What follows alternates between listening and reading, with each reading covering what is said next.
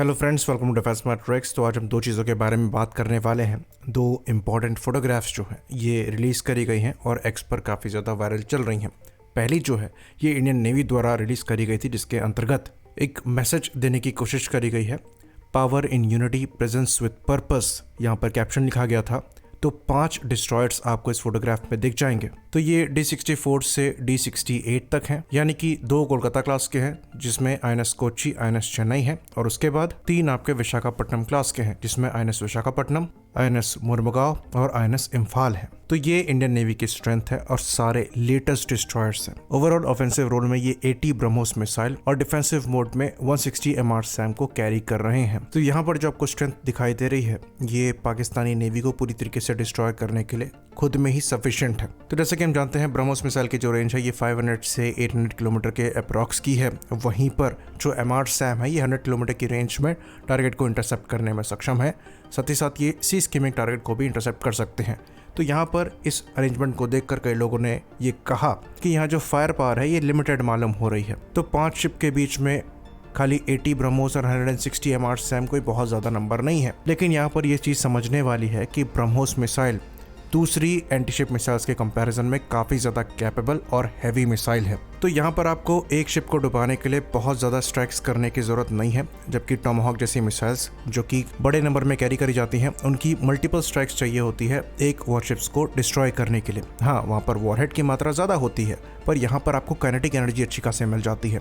बिना वॉरहेड के भी ब्रह्मोस मिसाइल एक बड़े वॉरशिप में छेद करके आर पार निकलने में सक्षम है। तो एक ब्रह्मोस मिसाइल पोटेंशियल रखती है एक डिस्ट्रॉयर को डिस्ट्रॉय करने का, और अगर आप 2 ब्रह्मोस मार रहे हैं तो वहाँ ऑलमोस्ट आपको कंफर्मेशन मिल जाता है कि वो डिस्ट्रॉयर खत्म हो रहा है। इसके पीछे बड़ा कारण ये है कि ये मिसाइल खाली फास्ट ही नहीं है बल्कि ये काफ़ी लो सी स्कीमिंग कर सकती है और वहाँ भी जिगजैग मनूवर्स को परफॉर्म कर सकती है। तो जो शिप है जिस पर अटैक हो रहा होता है उसके पास रिएक्शन टाइम काफ़ी कम रह जाता है, क्योंकि सी स्कीमिंग हो रही है तो पहली बात मिसाइल आपको दिखती नहीं है, अर्थ के कर्वेचर पर छुप जाती है, और जब दिखती है तो रिएक्शन टाइम काफ़ी कम बचता है और उतने समय में रिएक्ट करके इस मिसाइल को डिस्ट्रॉय करना बहुत ज़्यादा मुश्किल हो जाता है। वहीं पर जो नॉर्मली सबसोनिक मिसाइल्स होती हैं वहाँ पर रिएक्शन टाइम आपको डिसेंट मिल जाता है, तो वहाँ इंटरसेप्शन की पॉसिबिलिटी बचती है। वहीं पर ब्रह्मोस के केस में ये काफ़ी कम हो जाती है। तो यहाँ पर जो आपको 16 के नंबर्स दिखाई दे रहे हैं एक डिस्ट्रॉयर में, ये एक्चुअली टॉमाहॉक अगर कैरी करी जाती तो उनके 32 के बराबर हैं। तो ऑफेंसिव कैपेबिलिटी में कोई परेशानी नहीं है। जब बात डिफेंसिव कैपेबिलिटी की आती है तो हाँ, यहाँ पर एक वॉरशिप 32 सैम्स को कैरी करता है। ऑल तो ये मिसाइल बहुत ज़्यादा कैपेबल है। साथ में MF स्टार रडार यहाँ पर मिल जाता है जो कि टारगेट ट्रैकिंग करता है और मिसाइल को गाइड करता है। करीबन 400 से 750 किलोमीटर तक की इसकी मैक्सिमम रेंज है। वहीं पर मिसाइल की जो रेंज है ये 100 किलोमीटर के अप्रॉक्स की है और ये कैपेबल है सी स्कीमिंग टारगेट को भी डिस्ट्रॉय करने के लिए। तो मिसाइल कैपेबल है पर नंबर 32 ही है। ये बात कही जा सकती है कि यहाँ पर एयर डिफेंस सिस्टम्स के जो नंबर हैं वो बढ़ सकते थे। फ्यूचर में VLSR सैम आती है तो उनके भी अगर इतने ही नंबर्स लग जाएंगे तो यहाँ पर सेल्फ प्रोटेक्शन कैपेबिलिटी ज़्यादा बेहतर हो जाएगी। ऑल्दो इन सैम के बाद भी क्लोज इन वेपन सिस्टम्स होते हैं और इलेक्ट्रॉनिक वॉरफेयर कैपेबिलिटी होती है इनकमिंग मिसाइल्स को डिस्ट्रॉय करने के लिए और फाइटर प्लेटफॉर्म को डिस्ट्रॉय करने के लिए। बाकी एक और चीज़ हमें यहाँ पर समझनी है कि ये जो प्लेटफॉर्म्स हैं ये अकेले ऑपरेट नहीं करते, ये ग्रुप में ऑपरेट करते हैं। तो ऐसा ही नहीं है कि एक वॉरशिप की ये कैपेबिलिटी है तो वो लिमिटेड है। अगर आप ये देखिए कि 5 वॉरशिप्स यहाँ पर हैं और वो आपस में काम कर रही हैं तो ये बहुत ज़्यादा फायर पावर पजेस कर रहे हैं, क्योंकि ये सब डेटा लिंक से कनेक्टेड है। तो अगर टारगेट क्यूइंग किसी और वॉरशिप द्वारा करी जा रही है उसके बाद भी दूसरा वॉरशिप मिसाइल लॉन्च करके उसे असिस्ट कर सकता है। तो पाकिस्तान के लिए खासकर ये मोर देन एनफ है।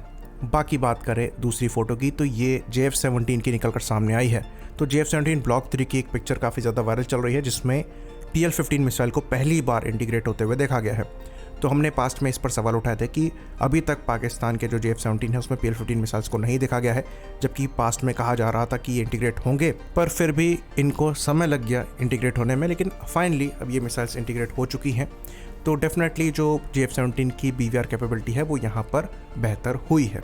मिसाइल की क्लेम रेंज 145 किलोमीटर्स है, तो डेफिनेटली JF-17 से तो ये पूरी रेंज का फ़ायदा नहीं उठाया जा सकता, क्योंकि रडार के पास इतनी इंटरसेप्शन रेंज नहीं है। JF-17 ब्लॉक 3 में एक लिक्विड कूल्ड AESC रडार है जो कि आपको 150 किलोमीटर तक की मैक्सिमम रेंज देता है, लेकिन 5 मीटर स्क्वायर RCS ऑब्जेक्ट्स के लिए। लेकिन अगर वहीं पर जैमिंग एनवायरनमेंट है और एयरक्राफ्ट का RCS लो है तो ये डिटेक्शन कैपेबिलिटी और ज़्यादा कम हो जाती है, जो कि मिसाइल की मैक्सिमम इफेक्टिव रेंज से नीचे आ जाती है।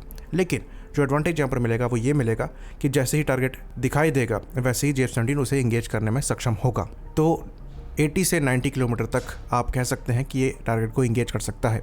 बाकी कुछ लोगों का ये आर्ग्यूमेंट है कि AWACS को यूज़ करते हुए भी ये अपनी PL-15 को लॉन्च कर सकते हैं, जिसकी वजह से उनकी पूरी रेंज का फ़ायदा उठाया जा सकता है, पर रियलिटी ऐसी नहीं है। पहली चीज़, जो AWACS है ये स्वीडिश है और मिसाइल चाइनीज़ है, तो यहाँ पर डेटा लिंक से आपस में सिंक्रोनाइजेशन होगा, ये आउट ऑफ द पिक्चर चला जाता है बिना स्वीडन और चाइना के इन्वॉल्व हुए। दूसरी चीज़, जो यहाँ पर डेटा लिंक इस्तेमाल किया जाता है पाकिस्तान द्वारा, जो कि लिंक 17 है, ये इतना कैपेबल नहीं है कि ये मिसाइल गाइडेंस या फिर मिसाइल क्यूइंग प्रोवाइड करा सके। ये जो लिंक 16 है उनसे भी कम कैपेबल है। हाँ, ये कैपेबिलिटी इतनी प्रोवाइड कराएगा कि जो AWACS हैं ये टारगेट की इन्फॉर्मेशन फाइटर प्लेटफॉर्म तक पहुंचा सके, लेकिन मिसाइल जो है ये फाइटर प्लेटफॉर्म को खुद ही गाइड करनी पड़ेगी, यानी कि खुद ही लॉक करना पड़ेगा। तो ये चीज़ हमने ट्विटर पर काफ़ी डिटेल में समझाई है। डेफिनेटली यहाँ पर JF-17 को एक एडवांटेज पहले के मुकाबले मिल जाता है, क्योंकि PL-12 कैपेबिलिटी वाइज भी एक वीक मिसाइल थी, उसके कंपैरिजन में यहाँ पर कैपेबिलिटी बूस्ट हुआ है, पर एयरक्राफ्ट की खुद की लिमिटेशंस की वजह से जो मिसाइल की पूरी कैपेबिलिटी है उसका यूटिलाइजेशन होना मुश्किल है। बाकी इंडिया की बात करें तो यहाँ पर कुछ रिपोर्ट्स थी कि जो अस्त्र मार्क 2 है उसका LSP प्रोडक्शन जो है स्टार्ट हो सकता है। अस्त्र मार्क 1 और मार्क 2 में खाली बूस्टर फेस का ही डिफरेंस है, ऑलमोस्ट बाकी जितने इलेक्ट्रॉनिक्स हैं वो सिमिलर हैं या फिर आइडेंटिकल हैं। तो जो एयरक्राफ्ट अस्त्र मार्क 1 को फायर कर सकते हैं वो अस्त्र मार्क 2 को भी फायर कर सकते हैं। ऑल्दो इसका कंफर्मेशन नहीं है कि अस्त्र मार्क 2 प्रोडक्शन में गई है या फिर सर्विस में इंडक्ट हुई है, लेकिन एरो इंडिया के दौरान अस्त्र मार्क 2 मिसाइल को MiG-29K से लगा हुआ देखा गया था। तो इंडिया के जो प्लेटफॉर्म है वो अस्त्र मार्क 2 की मैक्सिमम रेंज का फायदा उठा सकते हैं। बाकी जब डेटा लिंक से मिसाइल फायरिंग कैपेबिलिटी की बात आती है तो अस्त्र के साथ वो भी इनेबल्ड है।